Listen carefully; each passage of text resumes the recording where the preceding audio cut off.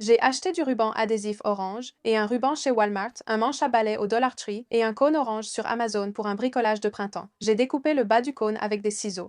J'ai ensuite mis de la colle chaude en haut et fixé le manche à balai jusqu'à séchage. J'ai collé de la mousse florale au fond d'un pot de fleurs du Dollar Tree. J'ai saisi l'autre bout du manche à balai et l'ai planté dans la mousse florale. Voici le résultat obtenu. En prenant quelques chevilles en bois, j'ai collé les deux extrémités à l'intérieur du cône et à l'intérieur du pot de fleurs. Ensuite, j'ai pris du ruban adhésif et je l'ai ajouté en bas pour renforcer le tout. Après cela, j'ai appliqué de longues bandes de ruban adhésif orange du haut vers le bas. Enfin, j'ai ajouté du ruban à l'extérieur pour apporter de la texture et dissimuler les lignes du ruban adhésif. Après avoir fini le corps principal, je l'ai retourné et ajouté une plante en pot enveloppée de ruban orange. J'ai ajouté des bandes de ruban adhésif pour couvrir les espaces et obtenir une transition fluide, un peu plus de ruban, et voilà. Des fournitures de bricolage simples sont devenues une grande carotte amusante pour décorer mon porche au printemps. Nous allons commencer par couper un rouleau de maille et comme vous pouvez le voir, j'ai 4 options différentes ici.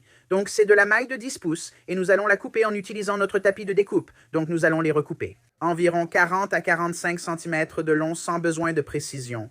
Nous utiliserons la technique du froufrou que je trouve parmi les meilleures et la plus simple pour débuter. Donc, si vous n'avez jamais travaillé avec de la maille auparavant, je vais rendre ça vraiment simple et agréable pour vous tous et vous montrer à quel point c'est joli et facile. Maintenant, nous pouvons commencer à l'intégrer dans notre cadre. Ce que j'aime faire et ce que je vous recommande de faire, c'est d'ouvrir tous ces liens torsadés à l'avance. Prenez-les simplement et ouvrez-les en les séparant. De cette façon, lorsque viendra le moment d'ajouter votre maille, vous ne serez pas là à essayer de l'ouvrir tout en tenant la maille dans votre main. C'est donc beaucoup plus facile si vous faites cela à l'avance. Tous les produits que nous utilisons, du cutter rotatif à la maille, au cadre et à notre petit derrière de lapin, sont disponibles sur nixseasonaldecor.com. Voici donc à quoi votre maille devrait ressembler à nouveau. Des morceaux de 40 à 45 cm, 25 cm de large. Nous allons simplement la poser à plat dans notre main et pincer juste au milieu en rassemblant vers nous. Et ceci est connu sous le nom de technique du froufrou, et comme je l'ai mentionné plus tôt, je pense que c'est extrêmement adapté aux débutants, et je trouve que le rendu est vraiment, vraiment joli. C'est en fait ma technique préférée. Donc, une fois que vous avez créé un petit nœud papillon ou un froufrou dans votre main, maintenant que tout notre cadre est ouvert, il est vraiment facile de simplement placer votre maille à l'intérieur. Et puis prenez ces attaches torsadées et fixez-la. Nous allons ajouter un morceau à chaque torsade. Donc, on me demande souvent où est-ce que je commence, où est-ce que je termine. Avec cette technique, chaque attache torsadée reçoit un morceau de maille, donc peu importe tant que chaque torsade en a une au final. Donc ne vous inquiétez pas de vous assurer qu'elles sont espacées de façon égale et parfaite, parce que le cadre l'a déjà fait pour vous. Travaillez sur une pièce et chaque torsade, voyez comme c'est beau et fourni après 3 morceaux. Nous allons donc continuer à travailler dans ce filet jusqu'à ce que nous ayons une pièce dans chaque torsade et notre dernière pièce. Et voici à quoi ressemble la couronne pour l'instant. Je trouve déjà cela magnifique, mais il est temps d'ajouter du ruban. Voici celui que j'ai choisi aujourd'hui, un de nos rubans noirs et blancs. Et même s'ils se font un peu dans l'ensemble, je veux que cette couronne reste très simple, mais elle sera quand même très belle. Donc, première chose à faire, il faut le couper. Je vais donc simplement le placer sur mon tapis de découpe et mesurer environ 33 à 36 cm, puis le couper. Et une fois que c'est fait, vous pouvez faire une queue d'aronde. Pour faire une queue d'aronde, on va prendre notre ruban. Prenez l'extrémité, pliez-la en deux, puis coupez du centre vers le bord avec le fil en biais pour créer cette finition professionnelle. Si vous n'avez jamais fait de queue d'aronde, cela apporte vraiment un plus à vos créations. Je vous conseille donc de l'utiliser à chaque extrémité. J'ai déjà prédécoupé et réalisé les queues d'aronde sur tous les rubans. Inutile de montrer chaque étape, il est maintenant temps de les intégrer à la couronne. Donc, on va prendre chaque morceau, le plier en deux, pincer au milieu et les placer dans les torsades. J'ai déjà ouvert quelques torsades pour que ce soit plus facile. Je trouve que pour un meilleur résultat, il vaut mieux ouvrir chaque torsade avant d'y insérer les rubans. De cette façon, ça crée un effet feu d'artifice, avec le ruban bien coincé à l'intérieur et qui ressort un peu partout. Donc encore une fois, ouvrez les torsades et placez un morceau dans chaque section. Maintenant, il est temps d'intégrer notre petit derrière de lapin et voici à quoi il ressemble. Il y a les petites empreintes de pâte en Vichy, la queue, la texture duveteuse, c'est un peu comme une peluche, et il y a aussi 2 oreilles. Nous avons ces modèles noir et blanc et rose et blanc. Aujourd'hui, on utilise le noir et blanc pour respecter le thème. Fixons-les. Grâce au fil de fer, ils s'installent facilement sur votre couronne en maille. Maintenant, il est temps de prendre ces fils et de les fixer. Un point très important que je veux vous dire, c'est de toujours les attacher au cadre en métal. Même si ce bas de lapin n'est pas du tout lourd, il finira par s'affaisser avec le temps. Et si vous le mettez dehors et qu'il prend la pluie, c'est comme une peluche. Il va absorber cette eau, donc ce n'est pas grave. Ça va sécher, surtout au soleil, mais vous voulez quand même vous assurer que ça ne rajoute pas de poids et que ça ne s'affaisse pas, donc fixez toujours vos fils directement sur la structure métallique. Voici nos oreilles de lapin. Et une chose à propos de celle-ci, c'est que même si c'est imprimé et que ça correspond très bien, c'est en fait comme ça que les oreilles sont censées être avec le bas. Cependant, cela étant dit, comme celles-ci sont renforcées avec du fil, on peut simplement les plier pour leur donner la forme voulue afin que vous en voyiez un peu. Mais par le passé, on vous a bien entendu quand il s'agit de s'assurer que les oreilles sont orientées dans le bon sens. Nous allons juste prendre ces oreilles, passer les fils et les fixer à la structure métallique comme la dernière fois. Et ensuite, on peut la plier un peu et faire la même chose avec l'autre oreille ou l'autre oreille. On pourrait en fait la laisser simplement droite, tout dépend du style que vous voulez donner. Vous pourriez même en avoir une qui pointe tout droit vers le haut. Et voici le résultat de cette adorable couronne de lapin. C'était super facile et plutôt peu coûteux. Donc, notre première étape consiste à prendre ce panier blanc, à le sortir dehors et à le peindre à la bombe d'une couleur marron clair pour qu'il ressemble un peu plus à un panier en fibre naturelle. Très bien, donc le panier est peint et tout est sec et il a une jolie couleur marron naturelle. Alors maintenant, nous allons décorer les côtés et pour cela, j'ai ici un ruban en toile de jute qui est simplement de couleur beige avec de jolis petits pois bleus dessus. Donc on va tirer un joli long morceau et je vais le glisser derrière.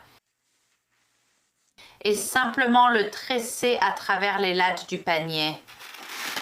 Nous allons faire tout le tour avec ça et je peux couper ici, d'accord? Donc j'ai fait un tour complet. Et maintenant, je vais juste faire encore quelques couches pour couvrir le dessus et le dessous, mais pour cette couche, je vais le faire. À l'opposé de la façon dont nous l'avons fait ici en bas, d'accord? Donc, nous avons le ruban qui fait tout le tour du panier et il y a quelques extrémités libres. Je vais juste prendre un pistolet à colle chaude et fixer ces extrémités, les attacher au panier pour qu'elles restent en place. Donc, notre panier de Pâques est terminé en bas maintenant et chaque panier a besoin d'une anse, alors nous allons utiliser une frite de piscine. Ce que je vais faire, c'est prendre cette grande frite jaune et je vais la placer ici en haut. Je vais juste la laisser reposer pour voir exactement où je veux la mettre.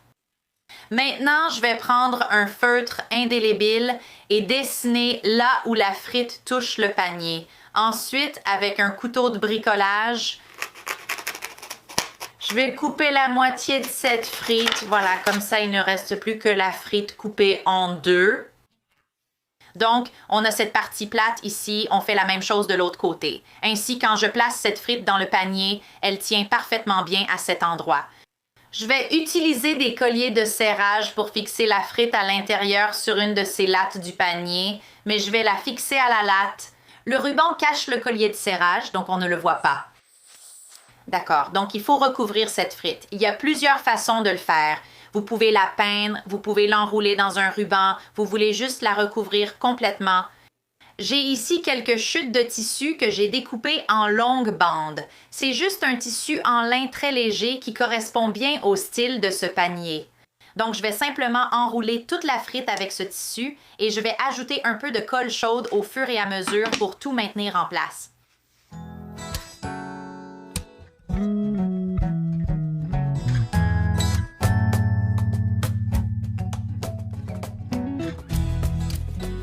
La poignée est terminée, tout est recouvert de ce tissu en lin. La dernière chose que nous allons ajouter à ce panier, juste au-dessus, c'est un joli nœud. Encore une fois avec un autre ruban assorti qui va bien avec ce motif à pois ici. Donc nous allons simplement faire un nœud ici. Je vais laisser une petite longueur au bout. Ensuite, j'enroule simplement mon ruban aller-retour.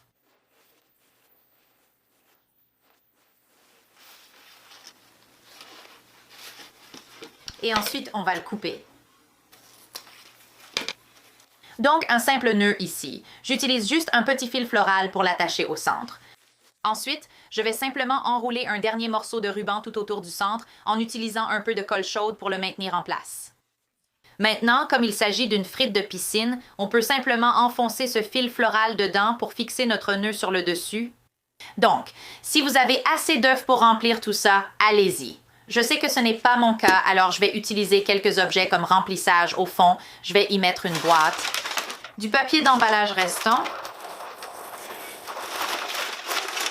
Puis ce tissu qui a servi à envelopper la poignée. Je vais le plier et le poser dessus pour que vous ne voyiez pas tout ce papier d'emballage. Un tas de petits œufs en plastique remplis de friandises pour Pâques, ça va remplir ce panier. Ce panier de Pâques va être parfait pour la fête. Il est rempli de friandises pour les enfants, pour une chasse aux œufs. Pour le bricolage d'aujourd'hui, nous irons dans votre magasin de loisirs créatifs pour prendre un œuf géant. D'abord, j'ai pris de la peinture à la craie et j'utilise un rose pâle. Celle-ci est une peinture à la craie Annie Sloan. Mais il existe d'excellentes peintures à la craie comme Rust-Oleum et d'autres que vous pouvez trouver chez Home Depot. Vous allez recouvrir tout votre œuf, puis vous allez le laisser sécher. Ensuite, nous allons prendre des peintures acryliques, et je vais commencer avec un bleu et une couleur terre cuite. Et nous allons commencer à peindre notre motif Churrazzo, donc nous allons commencer avec la première couleur qui est le bleu. Et vous voyez comment j'écrase un peu mon pinceau, je descends et j'écrase et vous pouvez créer toute votre forme avec la forme de votre pinceau. Et nous allons en faire des grandes et des petites et nous allons faire tout le tour de l'œuf. Et une fois que nous aurons mis la couleur bleue tout autour, nous allons laisser sécher. Et ensuite, nous allons passer à la couleur suivante. Donc, ma prochaine couleur est la couleur terracotta. Nous allons en prendre un peu et nous allons faire le tour de l'œuf de la même façon que nous l'avons fait avec le bleu. Mais nous allons en superposer par endroits. Nous allons en faire des grandes et des petites. Et elles vont avoir des formes un peu bizarres. Elles n'ont pas besoin d'être parfaites, car c'est ce qui crée l'effet terrazzo. Et on va continuer à faire ces formes organiques avec la couleur terracotta jusqu'à ce qu'il y en ait assez à notre goût. Puis, on va laisser sécher. Ensuite, on va passer à la couleur suivante qui est le noir et on va faire la même chose. On va faire tout le tour en superposant les couleurs, certaines grandes, d'autres petites. Rien n'est uniforme. Et on va faire des petits points tout autour et continuer ainsi jusqu'à ce qu'on obtienne le résultat souhaité tout autour de l'œuf. Ensuite, on laisse sécher, puis on passe à la couleur suivante. La prochaine couleur sera dorée. Et si vous ne savez pas ce qu'est le terrazzo, c'est essentiellement un matériau de revêtement de sol qui est fabriqué en exposant des éclats de marbre à la surface du béton. Ensuite, ils le polissent pour le rendre lisse, ce qui lui donne un motif moucheté. Le motif est vraiment sympa et il y a plein d'autres choses aussi. Ensuite, on va passer à notre dernière couleur qui est le jaune et il suffit de continuer à superposer les couches jusqu'à ce que le résultat vous plaise. Enfin, ajoutez une couche de finition transparente pour protéger votre œuf et c'est tout. Regarde comme le résultat est superbe. On dirait que ça s'intègre parfaitement à ta décoration intérieure et je l'ai ajouté avec d'autres œufs de Pâques faits maison que j'ai réalisés avec de la laine. Une autre idée de style serait de l'utiliser comme une sculpture ou une œuvre d'art que tu as achetée et d'intégrer dans ta décoration intérieure, comme je l'ai fait à l'entrée de ma maison. Et voici une autre idée où je l'ai posée sur la cheminée, sur le manteau, ce qu'il a mis en valeur, et pour le rendre encore plus festif pour les fêtes aussi. Alors essayez-le vraiment à différents endroits dans votre maison et amusez-vous.